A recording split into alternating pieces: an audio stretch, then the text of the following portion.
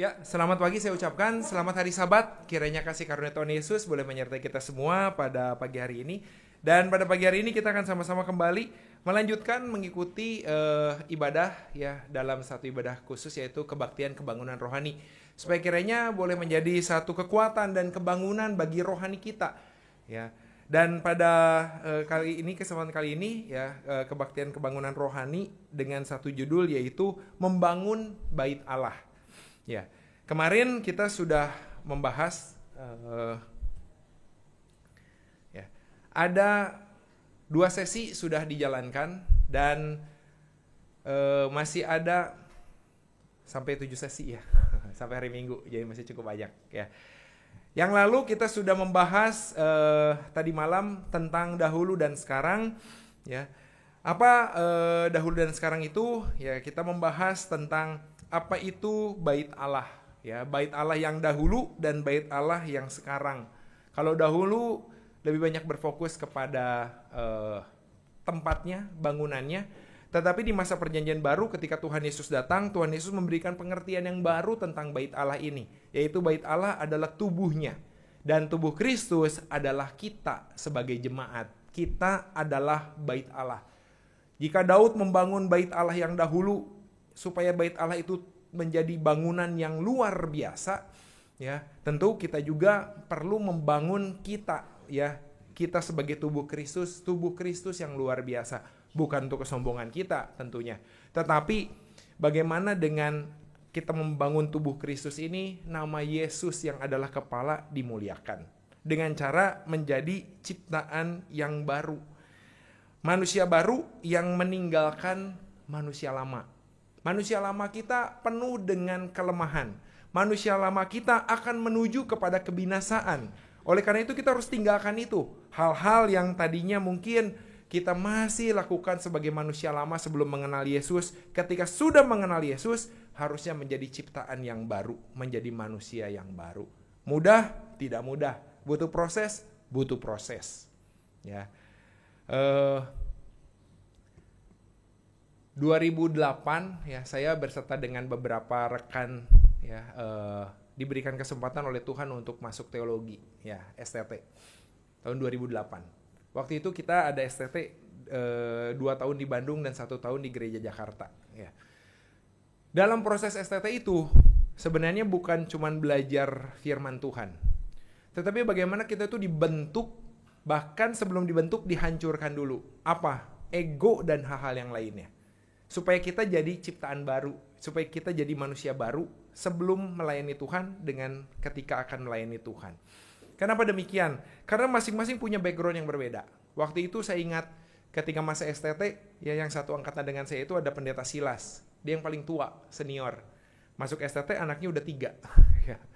Setelah itu sisanya yang lain single-single. Ya, ada pendeta Filipus, ada pendeta Timotius, ada Oscar Peter, dan ada saya. Kita semua rata-rata belum menikah waktu itu.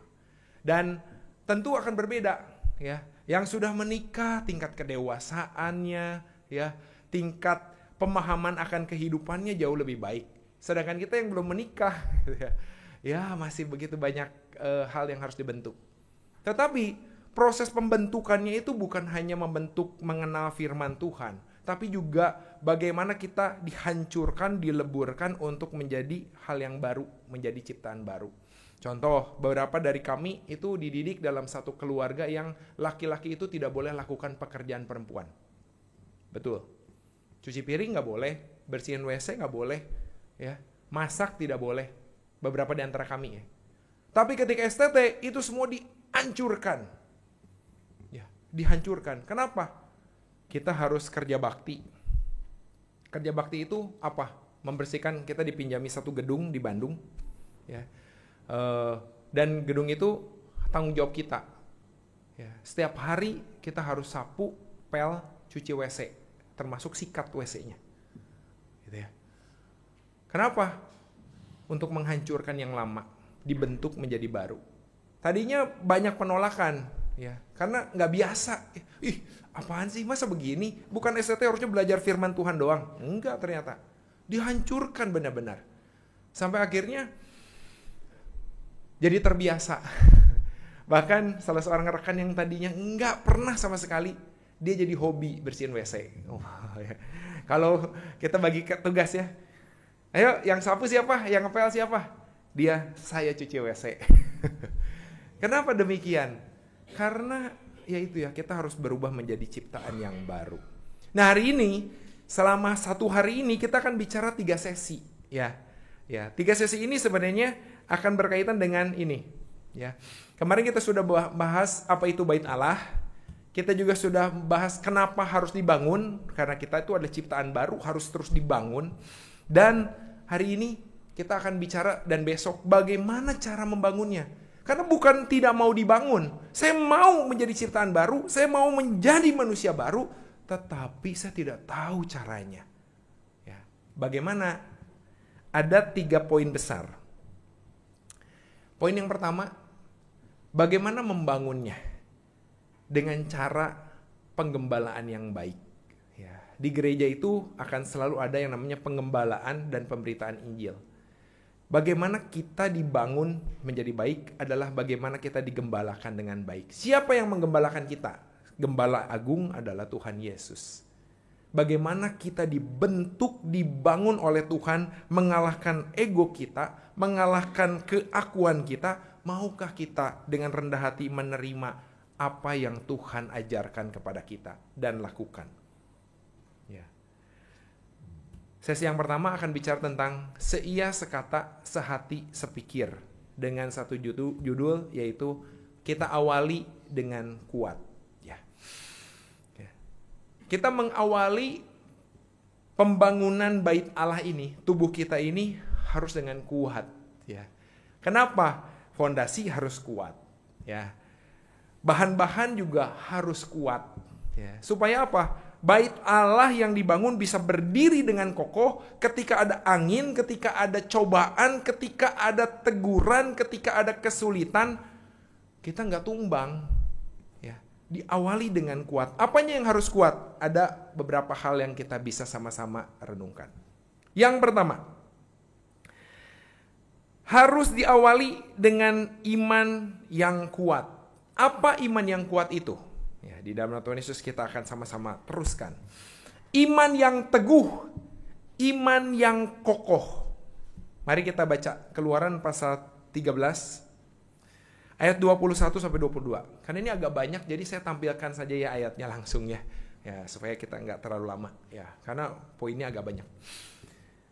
Supaya kokoh dan teguh, yang pertama, iman yang kuat itu harus percaya pimpinan Tuhan. Keluaran pasal 13 ayat 21 sampai 22. Mari kita lihat. Keluaran pasal 13 ayat 21 dan 22. 21. Tuhan berjalan di depan mereka pada siang hari dalam tiang awan untuk menuntun mereka di jalan, dan pada waktu malam dalam tiang api untuk menerangi mereka, sehingga mereka dapat berjalan siang dan malam. 22. Dengan tidak beralih, tiang awan itu tetap ada pada siang hari dan tiang api pada waktu malam di depan bangsa itu. Ini adalah proses bagaimana bangsa Israel berjalan di padang gurun. Ya, bagaimana bangsa Israel dipimpin Tuhan untuk berjalan di padang gurun. Keluar dari tanah Mesir menuju ke tanah Kanaan, tanah perjanjian. Ya. Dalam prosesnya nggak mudah. Gereja SCT Sunter cukup sering pergi-pergi ya, jalan-jalan. Ya, kemarin juga istri saya bilang, saya nggak terlalu aware ya sosial media dan lain-lain. Istri saya yang bilang, Pih, wah ini karena salah seorang dari jemaat ya, Ko Agus ikut juga kalau nggak salah ya, Ko Agus ya. Nah, Ko Agus kan di GLC gitu ya. Jadi tahu, Pih, lagi pada jalan nih katanya. Oh ya. Dan bukan kali ini ya, istri saya punya media sosial dan dia cukup aktif, jadi dia sering lihat tuh. Ya, ketika sering lihat dia suka cerita-cerita. Ya, saya nggak tahu pernah ke Israel ya, pernah ke Mesir, pernah lewat padang gurun. Gimana keadaannya padang gurun? Wah indah pendeta, ya, wah banyak pohon-pohon, banyak bunga-bunga. Saya nggak tahu. Tapi sepikiran saya ya, paling tidak di Alkitab dan kalau melihat ya di gambar-gambar, padang gurun ya gurun, benar nggak? Ya. Apa sih yang ada di sana? Kering. Kalau siang panas harusnya, kalau malam dingin. Tapi itulah kebaikan Tuhan. Ketika Tuhan menuntun bangsa Israel, apa yang dilakukan Tuhan? Siang hari ada tiang awan. Ya.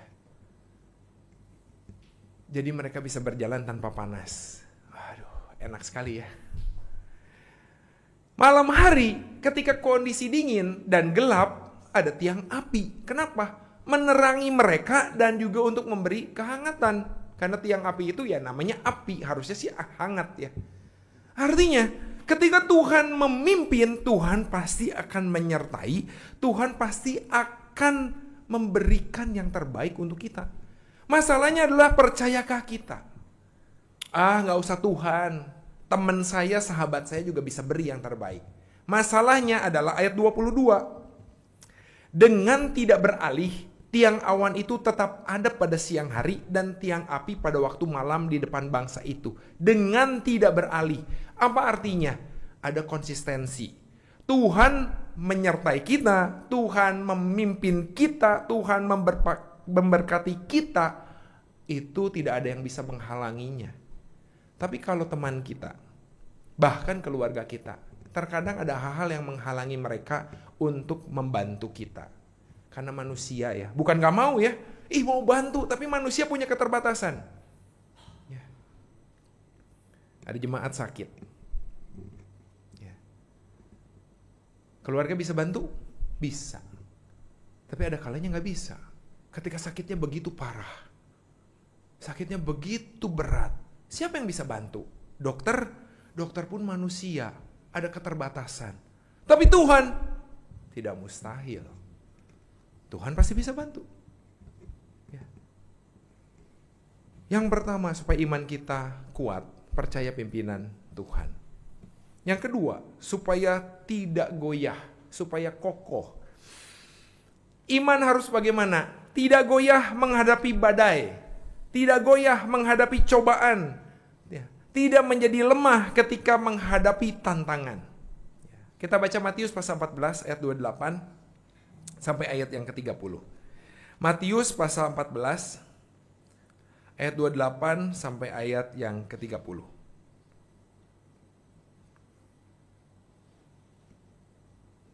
Firman Tuhan katakan, ayat 28. Lalu Petrus berseru dan menjawab dia, Tuhan, apabila engkau itu, suruhlah aku datang kepadamu berjalan di atas air. 29. Kata Yesus, datanglah. Maka Petrus turun dari perahu dan berjalan di atas air mendapatkan Yesus. Tetapi ketika dirasanya tiupan angin, takutlah ia dan mulai tenggelam lalu berteriak, Tuhan tolonglah aku. Ini adalah satu peristiwa yang ajaib sebenarnya. Ya.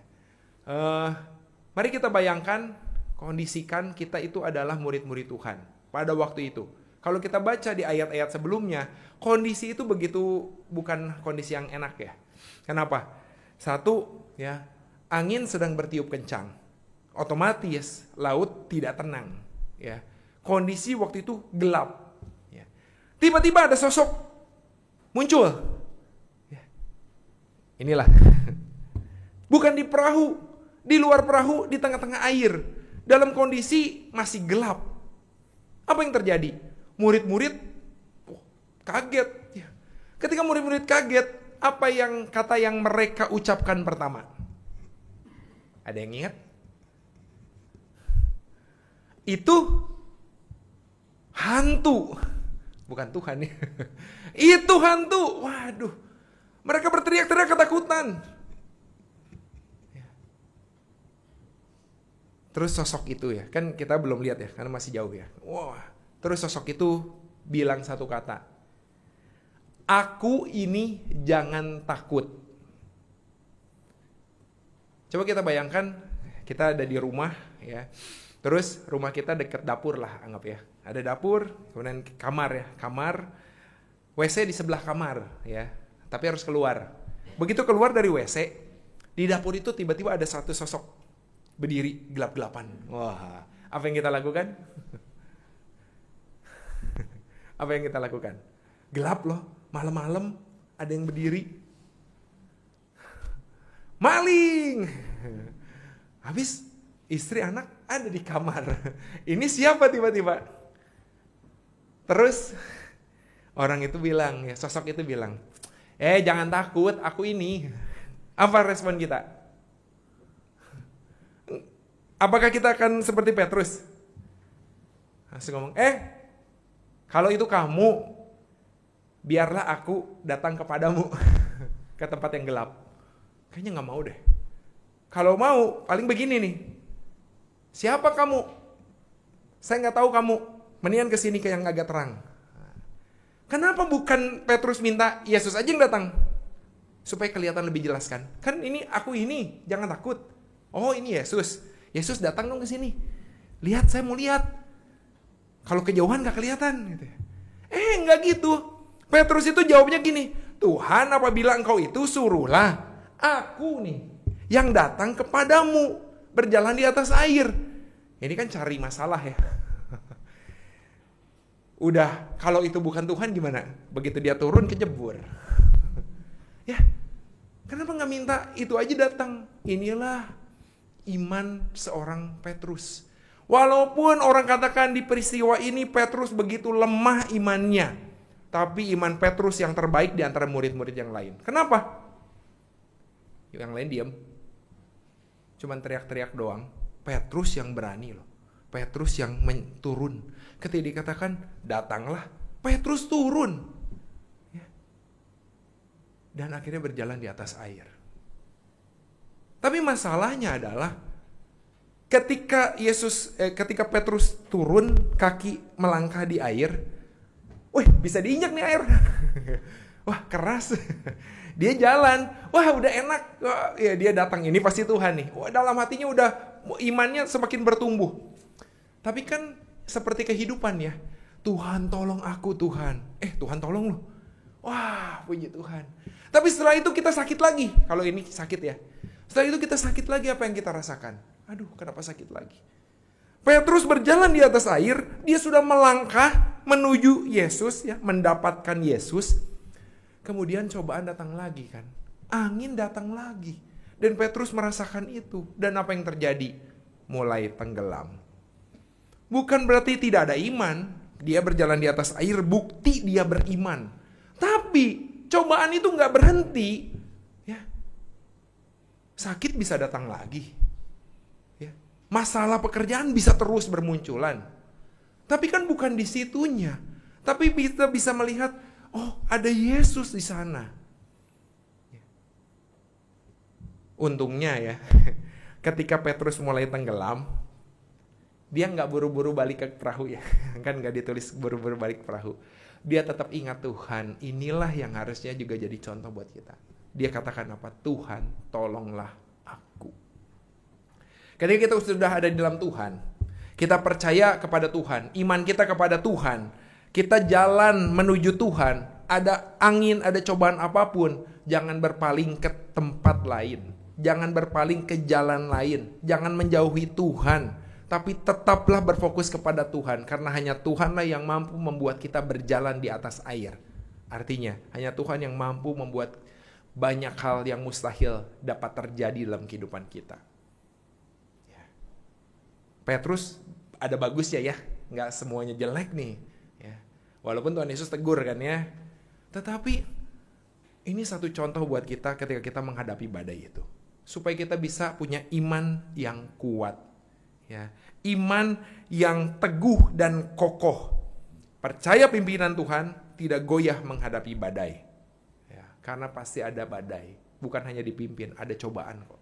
Yang kedua, apanya yang harus kita awali dengan kuat? Yang kedua adalah tekad yang kuat. Bagaimana kita bersandar iman dan membulatkan hati. Hidup penuh dengan pilihan. Ya. Terkadang ada pilihannya itu nggak good solution ya. Kadang-kadang take it or leave it. Ambil yang satu, yang lain harus ditinggalkan. Ya, nggak selalu benar-benar bisa menang semuanya, nggak ada tuh. Ya, itu jarang dan sangat sulit. Ya, Pasti ada yang dikorbankan. Ketika kita hidup dalam dua pilihan, ya, kita hidup di dalam dunia keduniawian dan ada iman di sana, bagaimana kita bisa memilih? Ya, kita lihat Roma pasal 10 ayat 14 dan 15. Roma pasal 10 ayat 14 dan 15. Tetapi bagaimana mereka dapat berseru kepadanya jika mereka tidak percaya kepada Dia? Bagaimana mereka dapat percaya kepada Dia jika mereka tidak mendengar tentang Dia? Dan bagaimana mereka mendengar tentang Dia jika tidak ada yang memberitakannya? Ayat 15. Dan bagaimana mereka dapat memberitakannya jika mereka tidak diutus? Seperti ada tertulis, betapa indahnya kedatangan mereka yang membawa kabar baik. Kadang-kadang kita merasa ini ya, kan kita hidup di duniawi, tapi kita mau membuat iman kita tetap teguh, iman kita tetap besar, tekad kita tetap kuat. Kadang-kadang kita merasa nggak bisa, karena itu selalu bertentangan. Tapi sebenarnya tidak 100% bertentangan. Kenapa? Ini contohnya. Bagaimana orang bisa berseru kepada Tuhan? Artinya beriman, ya. Berseru itu melakukan tindakan atas imannya. Kalau tidak percaya, kita tarik ke belakang nih ya. Bagaimana orang bisa berseru kalau tidak percaya? Ya. Percaya pasti iman. Berseru tindakan iman. Oke. Tapi bagaimana orang itu bisa percaya kalau tidak mendengar tentang Tuhan? Ini bukan lagi hanya bicara tentang iman, harus ada orang yang bicara. Bagaimana orang bisa mendengar tentang Tuhan kalau tidak ada yang memberitakannya? Bagaimana orang bisa memberitakan kalau tidak ada yang diutus? Diutus itu artinya menjalankan kehidupan di dunia, membawa kabar baik. Artinya tidak selalu hal yang duniawi itu bertentangan dengan iman. Tapi masalahnya adalah apakah yang duniawi itu, ya, dalam hal-hal yang duniawi itu iman kita tetap menang. Ya. Makanya ada pujian kan ya, 366 kalau saya nggak salah. Menang karena iman. Bukan berarti kita tidak hidup di dunia. Ada tantangannya, tapi bisakah iman kita menang? Karena walaupun kita hidup di dunia, iman itu tetap ada, bukan hanya abstrak, tetapi harus melalui perbuatan. Makanya Yakobus pasal 2 ayat 26 katakan, Yakobus pasal 2 ayat 26. Sebab seperti tubuh tanpa roh adalah mati, demikian jugalah iman tanpa perbuatan adalah mati. Iman itu percaya, tapi harus dinyatakan. Ya. Bagaimana agar bisa punya tekad yang kuat? Ya. Bisa baca kata ini? Bisa baca nggak? Apa kalimatnya? Oh. Ya, bulatkan hati. Bagaimana agar bisa punya tekad yang kuat? Harus membulatkan hati juga. Ya, ini dia. Nah, kadang-kadang kata-kata ini suka muncul. Nggak perlu. Ya. Atau yang kedua, pasti ada yang lain. Kata-kata apa yang menjadi pertanyaan dari jawaban ini? Biasanya berkaitan dengan pelayanan. Ya. Kadang-kadang ketika kita ditawari pelayanan bilang, nggak perlulah. Gereja udah banyak orang, gereja udah banyak yang melayani. Kadang-kadang kita bisa katakan nggak perlu, sehingga kita nggak bulat hati ya. Atau kita berandai-andai, saya nggak bisa apa-apa, yang lain jauh lebih baik. Pasti ada yang lain. Ya. Tetapi kadang-kadang kita juga punya alasan ini. Bukan saya. Pelayanan ini bukan untuk saya. Ya. Kenapa? Saya nggak bisa. Ya. Atau kadang-kadang kita nggak tahu yang kita perlu lakukan itu untuk apa. Sehingga ketika ada tawaran datang, kita nggak ambil. Kita nggak jalankan. Karena apa? Kadang-kadang kita nggak bulat hati. Karena kita, satu, tidak memahami. Ya. Eh, ada satu contoh saya mau ambil. Ya, kalau ibadah, ya rasanya sih ini tantangan bisa kalahkan. Ya. Tapi ada satu nih, ya, bicara tentang persembahan.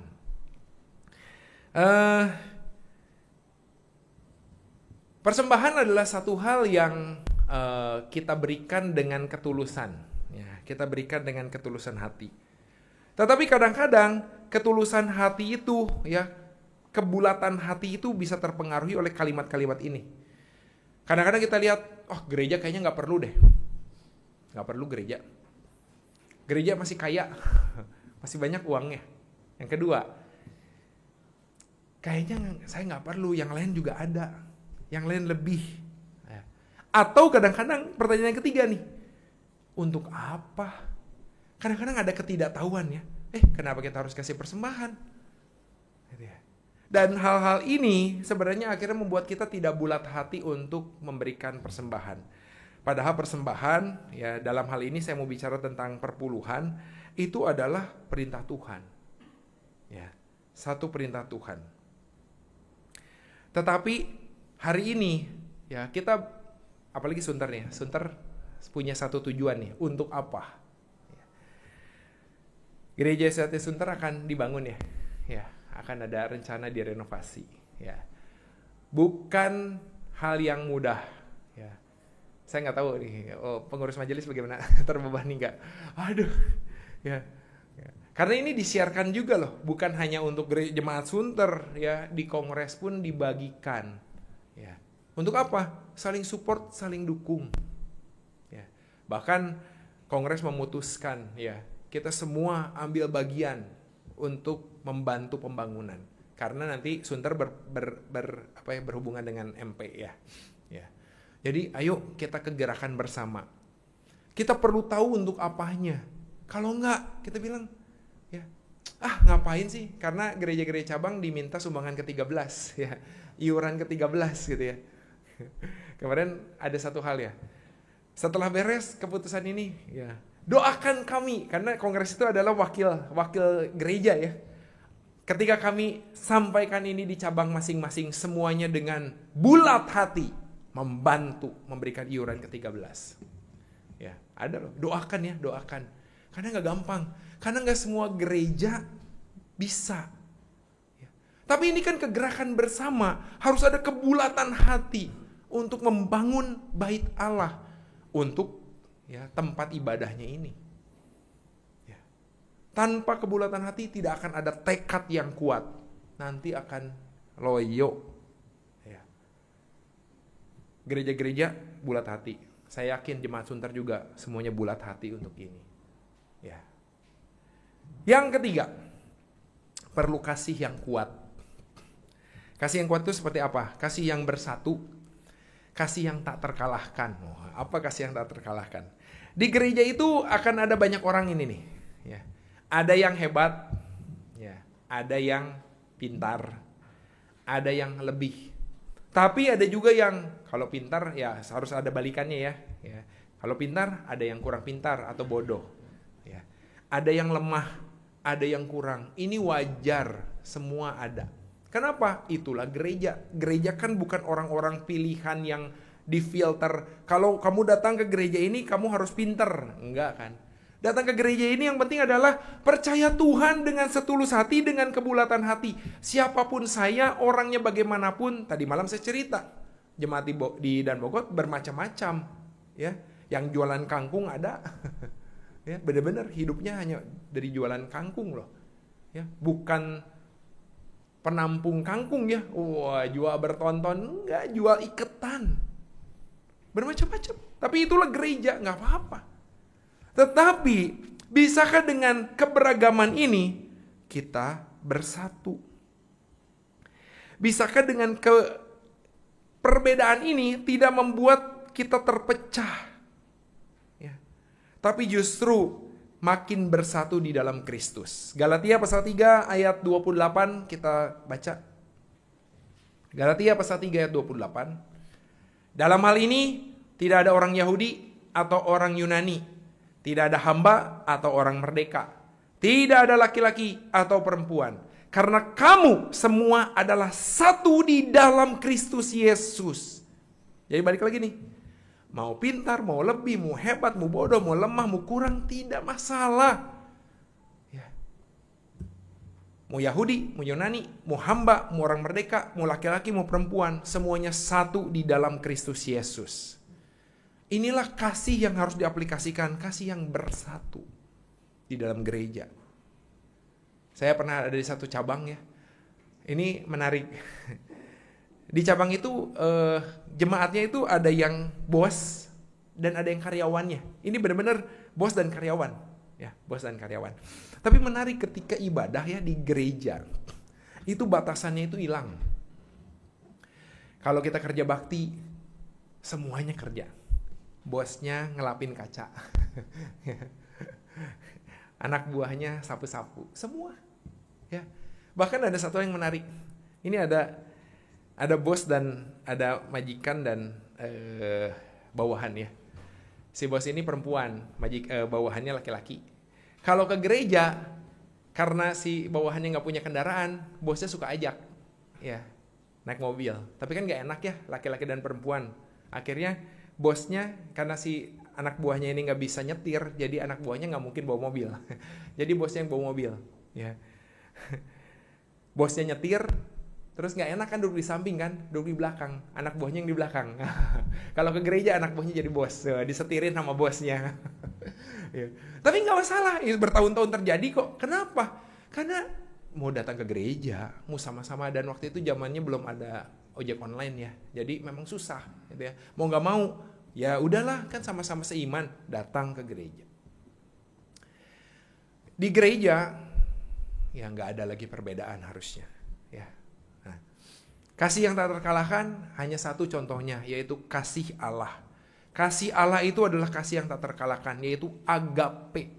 Ya, kasih yang tanpa syarat, kasih yang begitu murni, ya. 1 Yohanes pasal 4 ayat 8 sampai 11. Barang siapa tidak mengasihi, ia tidak mengenal Allah, sebab Allah adalah kasih. Dalam hal inilah kasih Allah dinyatakan di tengah-tengah kita, yaitu bahwa Allah telah mengutus anaknya yang tunggal ke dalam dunia supaya kita hidup olehnya.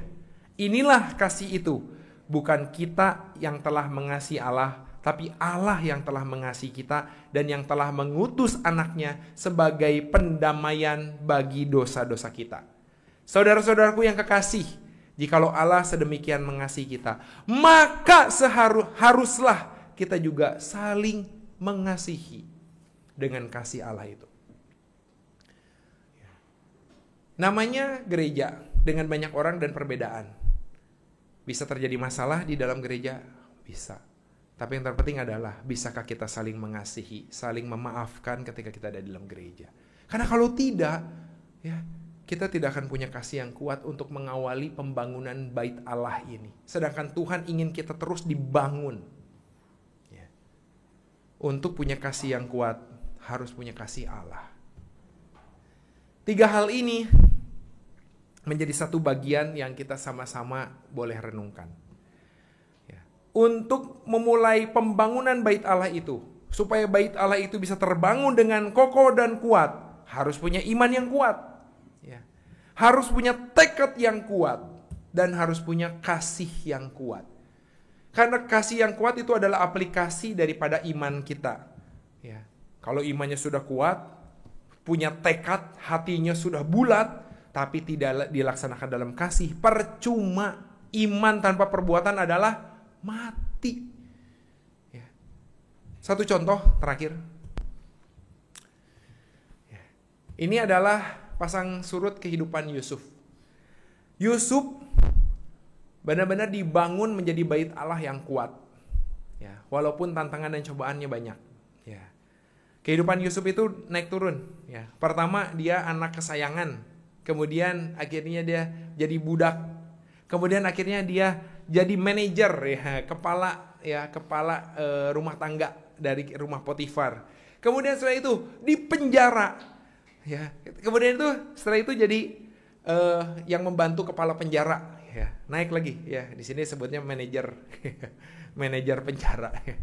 Terus udah gitu turun lagi karena Ketika dia menolong juru minum, dia nggak mendapat apa yang diharapkan ya. Dia tetap di penjara, nggak ada yang ingat dia. Tapi setelah itu akhirnya dia naik lagi. Dan proses naik turun itu dijalani oleh Yusuf. Karena Yusuf mau mengawali, Yusuf mau dibentuk, dibangun ya menjadi bait Allah. Ya. Dia lalui dengan iman yang kuat, dengan tekad yang kuat, dan dengan kasih yang kuat. Sampai pada terakhir ketika saudara-saudaranya benar-benar takut kepada Yusuf. Karena mereka merasa bersalah sekali. Yusuf katakan, aku inikah pengganti Allah? Bukan aku pengganti Allah. Kamu merancangkan yang buruk, mereka-rekakan yang jahat, tapi Tuhan mereka-rekakannya untuk kebaikan. Hari ini bisakah kita menjadi seperti Yusuf? Mau dibentuk, mau dibangun, ya menjadi bait Allah. Ya. Amin.